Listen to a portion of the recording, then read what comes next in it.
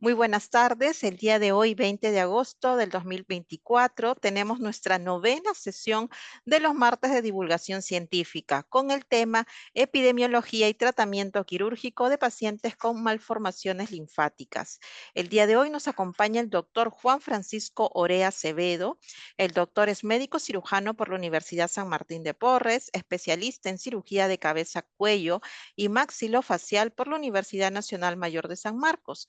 Además, es especialista en atención y cirugías para pacientes pediátricos y adultos, con más de 17 años de experiencia en instituciones públicas y privadas, como el Instituto Nacional de Salud del Niño Breña, el Hospital Militar Central, el Instituto Nacional de Salud del Niño San Borja, la Clínica Médica Cayetano Heredia, la Clínica Centenario Peruano-Japonesa, la Clínica Jesús del Norte, entre otras. A lo largo de su carrera profesional, el doctor ha sido, o es, mejor dicho, es investigador con cerca de 17 publicaciones como autor principal y 5 como coautor. El doctor Juan Francisco tiene, si ustedes quieren consultar algunos de sus artículos, se encuentran también en la revista editada por el Instituto Nacional de Salud del Niño de San Borja. Además, es investigador RENACID con CITEC. Muchas gracias, doctor Juan Francisco Oré, y le damos el pase para su exposición. Ya, gracias Rosalinda. Buenas tardes ante todos. Es un gusto estar aquí con ustedes. Voy a presentarles el día de hoy lo que vendría a ser una investigación que se hizo en el Instituto Nacional de Salud del Niño de San Borja acerca de las malformaciones linfáticas. El tema es epidemiología y, bueno, tratamiento quirúrgico, ya que soy cirujano de cabeza y cuello. En cuanto a las malformaciones linfáticas anteriormente se denominaban linfangiomas, a veces tenían un nombre adicional de hidroma quístico, dependiendo de a quién le gustaba el nombre, y actualmente se denominan o están clasificadas dentro de las malformaciones vasculares, siendo de bajo flujo las malformaciones linfáticas. Y estas son alteraciones de la formación de los conductos linfáticos. Nuestra presentación de estas malformaciones linfáticas son prácticamente en edad pediátrica, en las cuales el 50% de estas malformaciones están presentes al momento del nacimiento. La mayor localización son la región del cuello primero y en segundo lugar a nivel de lo que vendría a ser el cuello con extensión a la cabeza o solamente lo que vendría a ser la cabeza. La clínica del paciente es un tumor blando, subcutáneo, que no duele, prácticamente el paciente no tiene ninguna manifestación. Y conforme crece el paciente, crece también lo que vendría a ser la malformación linfática. Está llena de lo que vendría a ser la propia linfa, que es un líquido que todos tenemos, y muy aparte de que no produce síntomas, ya excepcionalmente puede, de acuerdo al tamaño, producir una compresión extrínseca de diversas estructuras, produciendo disfagia o, si no, un problema de disnea asociado a lo que vendría a ser un estridor respiratorio. Es más frecuente esto en pacientes, como vamos a ver, más pequeños. También existe la malformación linfática en lo que vendría a ser la lengua, y encontramos lo que vendría a ser un paciente con una lengua muy grande denominada macroglosia. Y esta lengua puede tener episodios de rasgado a nivel de mucosa y tener un sangrado oral. En la localización de la órbita se localiza no en el globo ocular, sino por fuera del globo ocular, ya sea intraconal o extraconal, produciendo un exoftalmos. Esas son las localizaciones que son más difíciles de tratar. Esto también puede presentar una infección local. Las malformaciones linfáticas son totalmente susceptibles de infectarse. Si se infectan, el tratamiento es cobertura antibiótica y bueno, lo que vendría a ser una cirugía de la solución, un drenaje del absceso, más no un tratamiento quirúrgico o de escleroterapia en sí. Los diagnósticos se utilizan medios de imágenes, ya sean ecografía, tomografía o resonancia. Idealmente utilizamos pues con contraste porque queremos ver las estructuras vasculares. Según una publicación de un doctor Sjogren, en los estudios de imágenes lo divide en cuanto a sus características en microquísticas y pero nunca están totalmente aisladas. Por ejemplo, en la cavidad oral y en la cara suelen ser microquísticas. En la parótida y la glándula submandibular, que es la otra glándula salival, suelen ser mixtas, mientras que en la región del cuello predominan las lesiones macroquísticas y en segundo lugar las mixtas. En cuanto al tratamiento, al principio era cirugía, actualmente la escleroterapia va encaminada a ser el gold estándar en el tratamiento de las malformaciones linfáticas, la cirugía no queda de lado y hay algunos reportes que muestran que el sirolimus en su uso, ¿ya?, también disminuye el tamaño de las malformaciones linfáticas. En cuanto al tratamiento, tanto para escleroterapia o cirugía, hay que ver si las lesiones macroquísticas en imágenes son las que más responden a la cirugía, porque son más fáciles de retirar.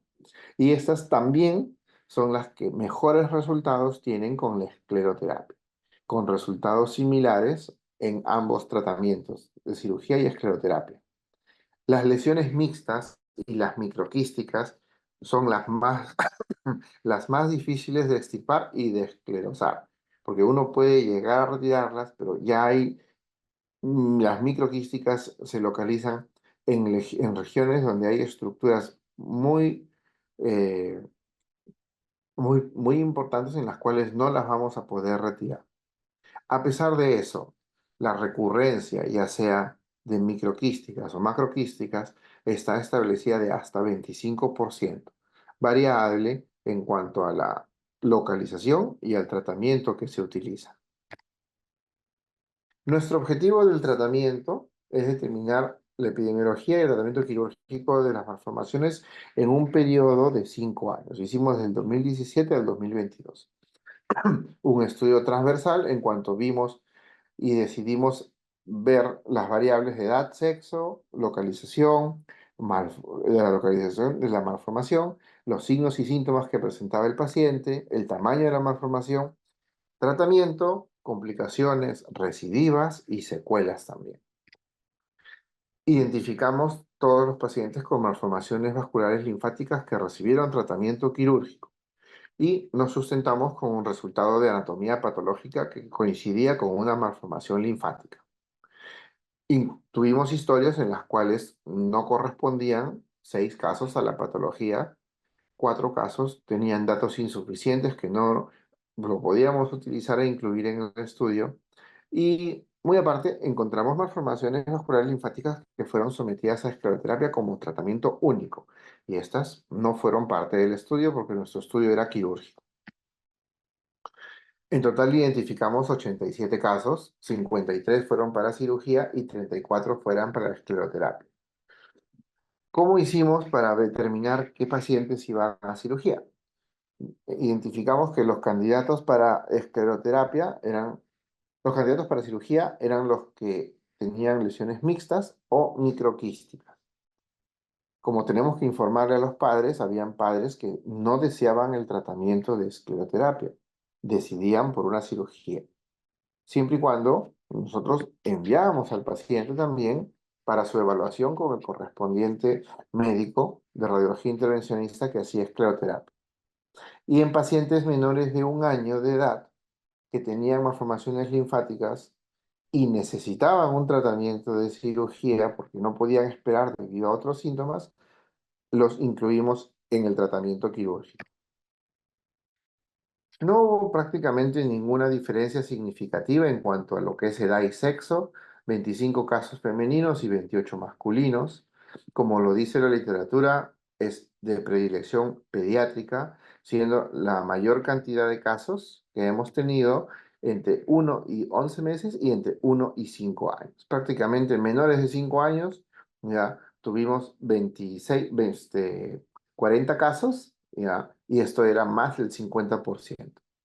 Sin embargo, hemos tenido casos también en mayores de 5 años, entre 6 y 10 años, 2 casos, y en la adolescencia, entre 11 y 15 años, 5 casos. Como les había dicho, hay 50% de presentación desde el nacimiento, tuvimos 6 casos de neonatos. 50 pacientes no tuvieron ningún antecedente de prácticamente nada, ¿ya? Pero 3 pacientes tuvieron antecedentes. Uno de operación anterior en la misma institución, esta fue una recidiva. Otro se operó en otra institución. Y un paciente tuvo escleroterapia y traqueostomía en otra institución. Prácticamente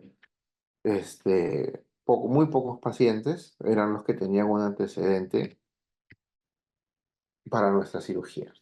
En cuanto al tamaño, el tamaño lo utilizamos tomando en cuenta el diámetro mayor de las malformaciones. Esto utilizando la escala gráfica de 5 centímetros y decidimos dividirlos con una progresión cada 5 centímetros. Las imágenes a tomar en cuenta fueron tomografía o resonancia. El 35%, 35 casos, que es el 65%, tenían lesiones mixtas en nuestro estudio. 11 eran solamente macroquísticas y 7 eran microquísticas, teniendo la consideración que es 1 centímetro para definir macro o menos microquística. En cuanto a la clínica, el tumor era el signo predominante, ¿no? 96.2%, 51 casos tenían tumor. ¿Ya? Entonces, 4 casos tenían un disnea y estridor respiratorio. 2 casos tenían dificultad para alimentación y un caso que teníamos con macroglosia venía porque tenía sangrado lingual recurrente. Nuestro tamaño de las tumoraciones es variable, llegando a tener tamaños de hasta 35 centímetros, pero la media era entre 11 y 15 centímetros y en segundo lugar, pacientes que tenían tumoraciones entre 6 y 10 centímetros. Estamos hablando de pacientes pediátricos, entonces es muy diferente el tamaño relativo entre un paciente pediátrico y un paciente adulto. Suelen venir como la imagen. La localización predominantemente en nuestro estudio fue el cuello. 47 casos que representaban el 88.7%. Y no es que el paciente venía aislado, sino que la lesión del cuello se extendía al mediastino en 4 casos, se extendía al piso de la boca en 4 casos, en 3 casos también tenía la lengua. El problema es que no hay un límite en cuanto a la extensión. No tenemos un diafragma que divide el cuello de lo que vendría a ser tórax, hombro, axila o lo que vendría a ser la parte de la cabeza. Localizaciones aisladas como fronto orbitario a nivel occipital, o la lengua, también teníamos presentaciones. Existe un autor de una investigación que es el doctor Serres, que hizo su clasificación de los linfangiomas, ya sea uni o bilateral, y tomando como referencia el hueso yoides. Nuestros casos fueron supra e infrayoideo unilateral en 21 casos, 44.7%. Suprayoideo unilateral, 12 casos. Infrayoideo unilateral, 7 casos. Prácticamente, solamente en 7 casos hemos tenido malformaciones vasculares linfáticas bilaterales. Los pacientes a veces hemos tenido que realizar traqueostomía. De los pacientes que se operaron y requirieron traqueostomía, les puedo mostrar que 7 casos requirieron traqueostomía antes de la cirugía, ¿ya? Y en un caso, que es nuestra malformación linfática de la lengua, se retiró. Los otros 6 casos continuaron con traqueostomía.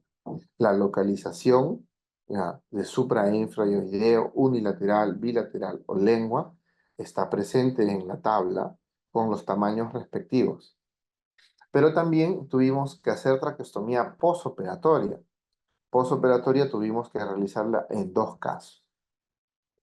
Entre los 10 a 15 días posteriores a la cirugía, en las cuales el paciente ha estado en unidad de cuidados intensivos de 2 meses de edad y de 3 meses de edad, se le hizo el procedimiento respectivo del retiro del tubo orotraqueal.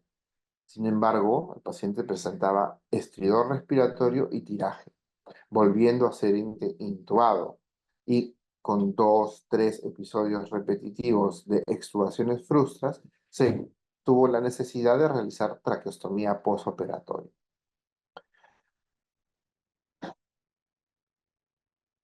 Nuestro tratamiento quirúrgico, tenemos que logramos hacer una resección amplia de la malformación linfática sin evidencia de tejido residual visto en el campo operatorio en 44 casos, es decir, 83% de los pacientes.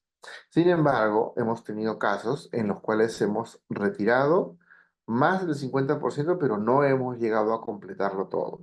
Hemos tenido que dejar malformación linfática teniendo una resección parcial en 9 casos. ¿Por qué? Porque ya debido a las estructuras vasculares, estructuras nerviosas o arterias y venas importantes en lo que vendría a ser nuestra región anatómica. 17% de estos casos, de nuestros casos, tuvieron una resección parcial. Tuvimos complicaciones, pero no muchas. 42%, 42 de nuestros 53 casos no tuvieron complicaciones. 79% de nuestros casos exentos de complicaciones, haciendo el 20,8% con complicaciones, de las cuales mencionamos la paresia labial, sobre todo cuando los pacientes tienen la lesión de la malformación cercana a lo que vendría a ser la parte mandibular. Los suprayoideos tienen cerca a lo que vendría a ser en la región el nervio mandibular, rama de facial que produce una paresia labial. A todos ellos van a medicina física y a curaciones, bueno, del sitio operatorio. Tuvimos 3 pacientes con fístula del conducto tirogloso. Esto, del conducto torácico, perdón. Esto es porque la región infraoidea o mediastinal del labio izquierdo tiene el conducto torácico. En estos pacientes se trata con curaciones, nutrición parenteral y ondansetron. Tuvimos 3 pacientes con seromas, una complicación menor, en los cuales la limpieza quirúrgica, la curación y la compresión son más que suficientes para solucionar la complicación. Sí tuvimos un caso de un paciente que tenía un linfangioma, una malformación vascular linfática suprainfraoideo unilateral y mediastinal del mismo lado. Y a pesar de que se fue operado, desarrolló un problema de infección. Esto desarrolló un shock séptico con cobertura antibiótica, pero no pudo ser solucionado. Cada vez fue complicándose mucho más y nuestro caso falleció. Un paciente de 2 meses de edad. Y un paciente tuvo una parálisis del nervio recurrente, de la localización de la malformación infraoidea bilateral. Menos mal fue un solo nervio recurrente, pero esto ha sido un estridor inspiratorio en un paciente de 3 meses. Cuando los pacientes son muy pequeños, la vía respiratoria es también sumamente pequeña. Basta un pequeño edema o una parálisis de un nervio para producir un estridor. Terminó en una traqueostomía. En nuestra discusión no encontramos diferencia significativa en la presentación según sexo. De acuerdo a los reportes internacionales, nuestros grupos etarios son muy similares, prácticamente son iguales, todos en edad pediátrica con el rango habitual. El tumor siempre fue el signo predominante. En todos los casos el tumor es el mayor por lo que vienen los pacientes. Y en segundo lugar es la disnea con estridor inspiratorio. En nuestro caso, 7,5% de nuestra población. Generalmente es unilateral. 85,1% de nuestros casos era unilateral.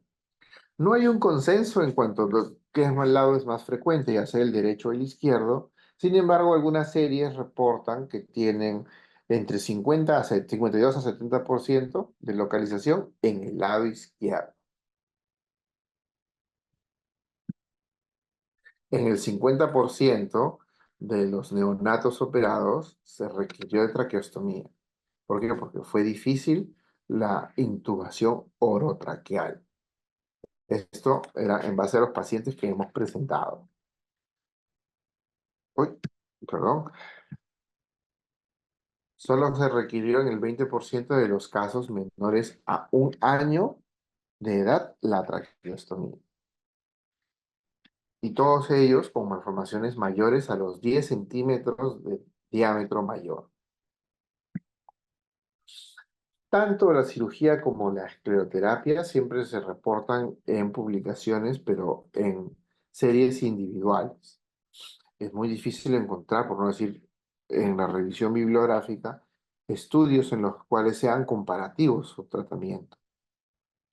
Generalmente el autor prefiere una técnica, si el autor es cirujano, inclinado para cirugía o si es intervencionista para escleroterapia. Por eso es que, sin embargo, aún no se ha definido una modalidad de tratamiento superior entre una y la otra, siendo la cirugía y la escleroterapia para ambas lesiones macroquísticas la mejor opción, pero ambas también son la menos eficaz para las microquísticas. En cuanto a nuestras conclusiones, presentamos que tenemos una variedad de localizaciones y tamaños en la población pediátrica. Ah, Estas malformaciones vasculares abarcan áreas como la cabeza, cuello y el tórax principalmente en nuestra población, siendo muy importante en estas localizaciones la vía aérea y la digestiva, cosas que tenemos que tomar en cuenta. La escleroterapia se ha establecido como un tratamiento efectivo e inicial mundialmente. Sin embargo, la cirugía sigue siendo una opción a considerar. No podemos dejarla de lado ni descartarla totalmente. En pacientes con contraindicaciones a escleroterapia o cuyos padres opten por no utilizar la escleroterapia. Nosotros sugerimos que la cirugía debe tener un tratamiento preferente en pacientes con compromiso respiratorio menores a 1 año. ¿Por qué? Porque la escleroterapia va a provocar de por sí un proceso inflamatorio y hay que tener en consideración la vía respiratoria en estos pacientes. Mientras que si se puede posponer, ya, es mucho mejor, salvo como lo estoy colocando, que la sintomatología del paciente se intensifique, lamentablemente tendría que ir a una cirugía. Bueno, eso es todo lo que les puedo presentar en cuanto a el estudio que hemos realizado en mi institución. No sé si es que tuvieran alguna pregunta. Doctor, ¿cómo está? Sí, tenemos algunas preguntas en el chat. ¿Verdad? Nos consulta el doctor Apolos, a ver si lo estoy leyendo bien. Indica, la gran mayoría no tenía ni disnea, ni disfagia, ni sangrado. ¿Cuán laboriosa es la operación y cuánto tiempo promedio lleva la intervención? Ya, a ver, la primera pregunta, ¿cuán laboriosa es la operación? ¿Y cuánto Teniendo, tiempo promedio? Ah, perdón, doctor. bueno, voy por partecitas. Sí. La laboriosidad o la dificultad de la cirugía va de acuerdo a la cantidad de casos que uno va teniendo.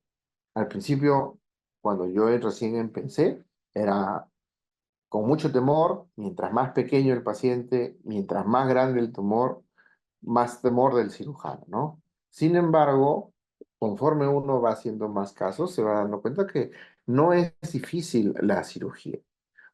El neonato o el paciente pediátrico prácticamente es piel, una pequeña lámina de grasita o tejido celular subcutáneo e inmediatamente está el linfangioma. Es blando, lo cual es fácil de movilizarlo en la cirugía y se separa muy bien de las estructuras musculares tráquea, esófago. El plano siempre está presente. No es una malformación que esté infiltrando las estructuras y que sea muy difícil separarlas o que haya que retirarla con tejido muscular, por ejemplo. Es muy diferente que esté infectado. Si un paciente está infectado, solucionamos la infección y esperamos que vendría 3, 4 meses a que disminuya el proceso inflamatorio para pensar en una cirugía. Porque si no, ahí sí lo vamos a encontrar difícil. Tiempo de cirugía, entre 1 hora y media a 2 horas y media de cirugía. Hay otra pregunta que dice, ¿con qué otras malformaciones se observó asociación? En algunos casos hemos tenido que el reporte de patología nos lo pone como hemangiolinfangioma o linfangiohemangioma, pero va a variar de acuerdo a lo que vea el patólogo y cada patólogo busca generalmente un término individual que es predilecto por él. Pero generalmente es vascular linfática y algunas malformaciones pequeñitas hemáticas ahí alrededor, o sea, vasculares de bajo flujo también. Después, creo que esas son las preguntas que han colocado.